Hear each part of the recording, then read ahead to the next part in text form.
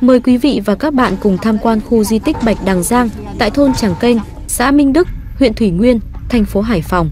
Chúng ta tham quan quảng trường Chiến Thắng. Công trình này đã được xây dựng và hoàn thành vào cuối năm 2016. Quảng trường có diện tích 2.000 m² và được xây nổi trên sông Bạch Đằng. Đây là nơi trang trọng đặt tượng đài của ba vị anh hùng dân tộc, đó là Đức Vương Ngô Quyền, vua Lê Đại Hành và Đức Đại Vương Trần Hưng Đạo.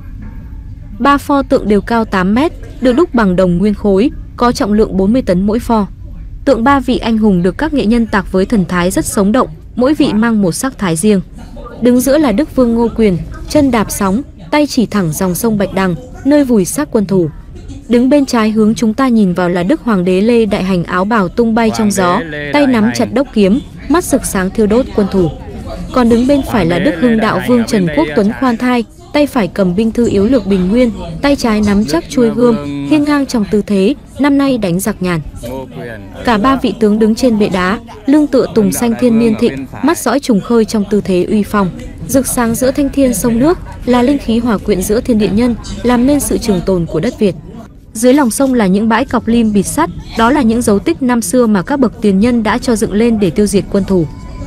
Khu chiến tích Bạch Đằng Giang tại thôn Tràng Kênh, xã Minh Đức, huyện Thủy Nguyên, cách trung tâm thành phố Hải Phòng gần 20 km về phía đông bắc. Từ thế kỷ 10 đến thế kỷ 13, với 3 trận thủy chiến chống quân xâm lược, nơi đây là một địa danh nổi tiếng trong lịch sử Việt Nam. Đặc biệt là cả 3 lần đều dùng trận địa cọc để đối phó quân thù, và cả 3 lần cuộc chiến đều chỉ xảy ra trong một ngày, trong một con nước lên xuống đã tiêu diệt gọn quân thù. Những trận chiến đó đã gắn liền với tên tuổi của các bậc hào kiệt nước nhà, đó chính là Đức Vương Ngô Quyền, Hoàng đế Lê Đại Hành và Quốc công tiết chế Hưng Đạo Vương Trần Quốc Tuấn. Để tưởng nhớ công lao to lớn của các vị anh hùng dân tộc lập nên những chiến thắng vang dội trên dòng sông lịch sử, các cấp chính quyền và nhân dân đã xây dựng lên khu di tích Bạch Đằng Giang, một quần thể kiến trúc bề thế, khang trang trên dãy núi Tràng Kênh để giữ gìn và bảo tồn. Khu di tích Bạch Đằng Giang là một trong số ít địa điểm tham quan du lịch thực hiện thành công 3 không, bao gồm không thương mại, không thu phí, không rác thải.